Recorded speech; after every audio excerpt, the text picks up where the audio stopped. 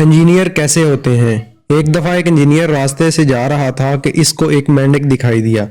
مینڈک نے انجینئر کو دیکھا تو بولا، مجھے کس کرو پلیز، اگر تم مجھے کس کرو گے تو میں ایک حسین شہزادی بن جاؤں گی اور تمہارے ساتھ ایک پورا ہفتہ گزاروں گی۔ انجینئر نے اسے اٹھا کر اپنی جیب میں ڈال لیا اور چلتا رہا۔ تھوڑی دور جا کر مینڈک نے جیب سے منہ باہر نکال کر پھر سے بولا، مجھے کس کرو تو میں ایک شہزادی بن جاؤں گی۔ انجینئر نے اسے دوبارہ بالکل نظر انداز کر دیا۔ وہ اسی طرح اپنا راستہ ناپتا رہا۔ تھوڑا اور آگے گئے تو مینڈک کو غصہ آ گیا۔ اس نے بولا، میری بات کیوں نہیں سن رہے؟ میں تمہیں کیا کہہ رہا ہوں؟ اگر تم نے مجھے کس کیا تو میں کہانیوں کی طرح شہزادی بن جاؤں گی۔ میں تمہارے ساتھ پورے 2 ہفتے گزار لوں گی، لیکن میری بات تو سنو۔ انجینئر بولا، تمہاری ان باتوں سے مجھے کوئی دلچسپی نہیں ہے کہ تم لڑکی بن جاؤ گی یا میرے ساتھ وقت گزارو گی، لیکن میں یہ سوچ کر خوش ہو رہا ہوں کہ اپنی انجینئر سوسائٹی کو جا کر دکھاؤں گا کہ دیکھو مجھے ایک بولنے والا مینڈک مل گیا ہے۔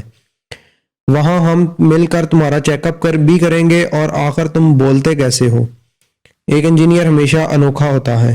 اگر کوئی نئی مشین خریدے تو اس کو کھول کر بیٹھ جاتا ہے۔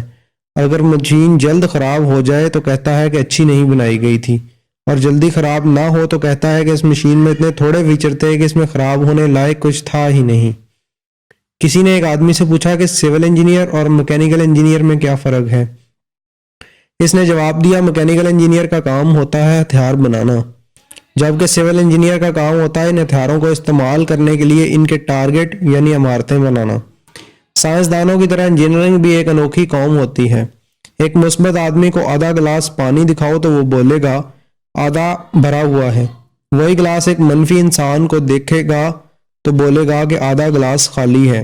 لیکن اگر انجینئر کو دکھاؤ تو بولے گا گلاس ٹھیک نہیں بنایا گیا، اس کو اس سے آدھے سائز کا بنانا چاہیے تھا۔ اگر آپ نے ہمارے چینل کو ابھی تک سبسکرائب نہیں کیا تو آپ سے گزارش ہے ہمارے چینل کو ابھی سبسکرائب کر لیں اور ساتھ بیل کے بٹن کو بھی کلک کر لیں تاکہ ہماری نئی آنے والی ویڈیوز آپ تک ٹائم سے پہنچ سکیں۔